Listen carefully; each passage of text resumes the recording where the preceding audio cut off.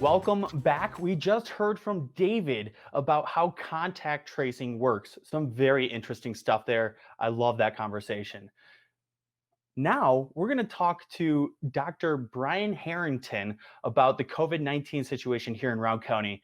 Good morning, doctor. How you doing? Hey, good morning. Hey, so school is just about to open, right? Yeah, we've gotten through the summer with a relatively steady rate of cases, and I'll comment too that actually in the last couple of weeks we've seen a trend down. Yeah.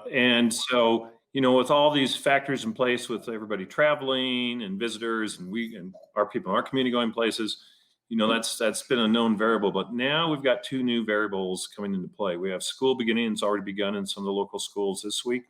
That's going to change the context of illness and COVID-19 in our community potentially.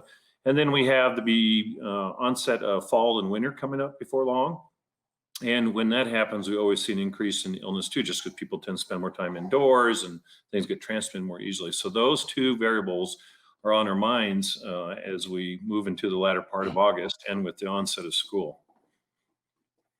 Well, flu season is here or coming up shortly soon anyways. What should we be looking for in ourselves symptoms wise to make us say, okay, this is just the cold, or oh my god, do I have coronavirus? Right. Unfortunately, there is overlap, right? I mean, one of the main symptoms of the COVID infection is fever, but that's what you get with a lot of illnesses. Cough. There are a few symptoms that have been fairly specific to COVID-19. One of those symptoms has to be the loss of taste and smell. That is somewhat pathognomonic for the COVID-19 infection. We don't see that with other infections, certainly not to the same degree. Body aches, sore throats.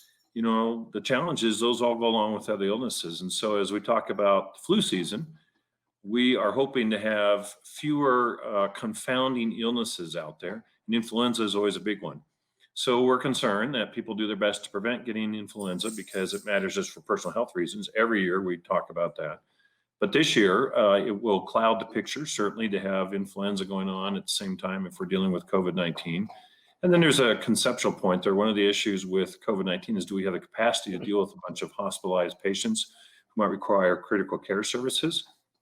Meanwhile, each year in Colorado and in the US, we have thousands of individuals who are hospitalized with influenza themselves and or die. And so we are hoping not to use up hospital beds with influenza patients while we've still got the COVID-19 pandemic going on. So would you suggest that our viewers get the flu shot this season? Absolutely. Every year we recommend that. The flu vaccine is a proven safe vaccine and effective vaccine. While it may not, in most years, give you 100% immunity, it in many years is a good match. And even the years it's not a good match, it still gives a benefit. I mean, I take care of influenza patients every winter, and I don't get influenza. Why? Well, a variety of reasons, but one of them is I have to get a flu shot every year. If we look through the history of humankind, perhaps the most significant factor in mitigating the scourge of disease and illness has been vaccinations through time. We've wiped out smallpox. We have numerous vaccinations now that reduce suffering and death by various illnesses, and influenza is one of them. From a scientific standpoint, it makes imminent sense to get a flu shot. And this year will be even more important to do so. So I think I read somewhere that the age group of people that are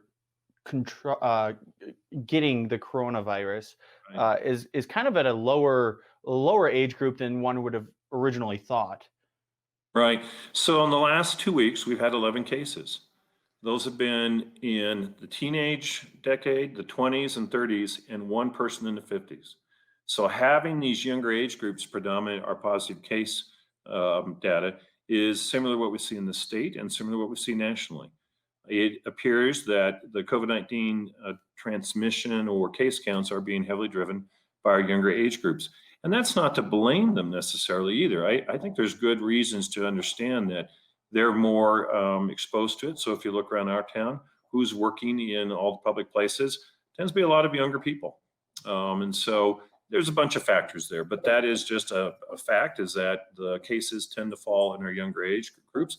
That also maybe is a positive message in that That implies that the older age groups, those who might especially be vulnerable to complications from COVID-19, are particularly diligent in preventing their acquisition of the virus.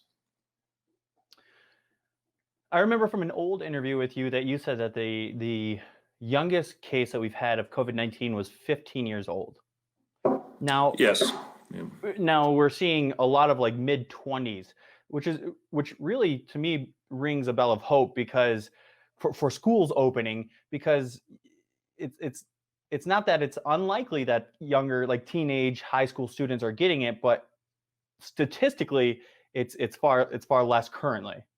Well, actually, let me qualify that. So, of the 11 cases we had, I don't have the numbers right in front of me. I believe it might have been 5 were in the teenage years, and one was 14. So we now have a 14-year-old who's, I mean, that's the youngest age we've had.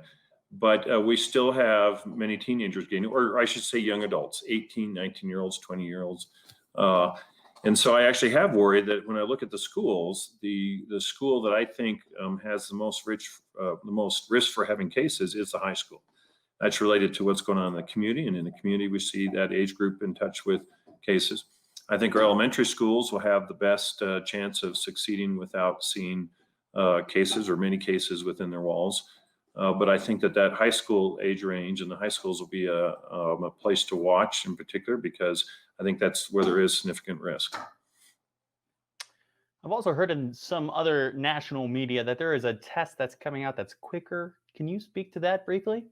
Yeah, that's kind of been the holy grail, or one of the holy grails, so to speak, is to have this kind of a test regime where you can get tested one way or the other and you get an answer in 10 minutes. We do that currently in clinical places for flu, for strep throat, different things like that.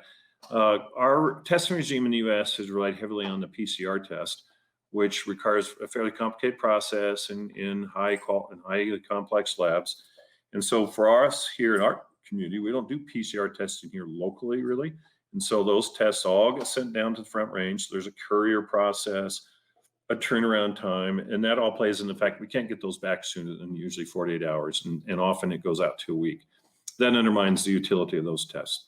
So we have other tests that have been approved now by the FDA under emergency use authorization.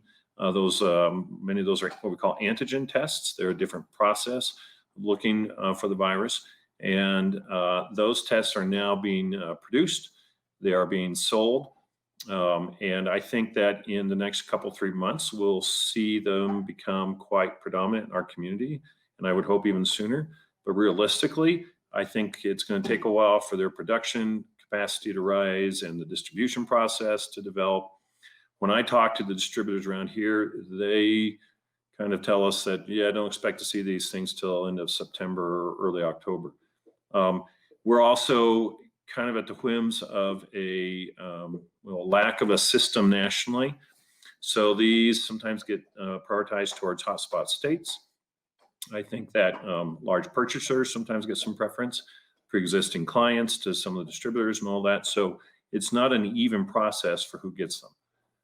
We will get these at some point, and there's other tests, the Abbott ID Now test. The two that I was originally referring to is the Dickinson Bechtel, and then the Sophia Quidel test. And then we've all heard the news this week about the hot news from the Yale labs of a saliva test. And while that certainly looks exciting, they still got to get that produced and distributed. So again, I think realistically, these things all will take some time to become prevalent in our community to the point that they can change how we do our overall testing. This will be a game changer if we can get this. I actually had hoped that we'd have this by the time school began, but that's not the case. And Well, the tests soon are enough. not, yep. Dr. Harrington, thank you so much for, sorry to cut you off there, but thank you so much for joining us this morning. I really appreciate you joining us on air every week. We love having you. Yep, great talking with you, Eric. Have a good week. Bye-bye. Well, guys, stay tuned. We have more show coming up right after this.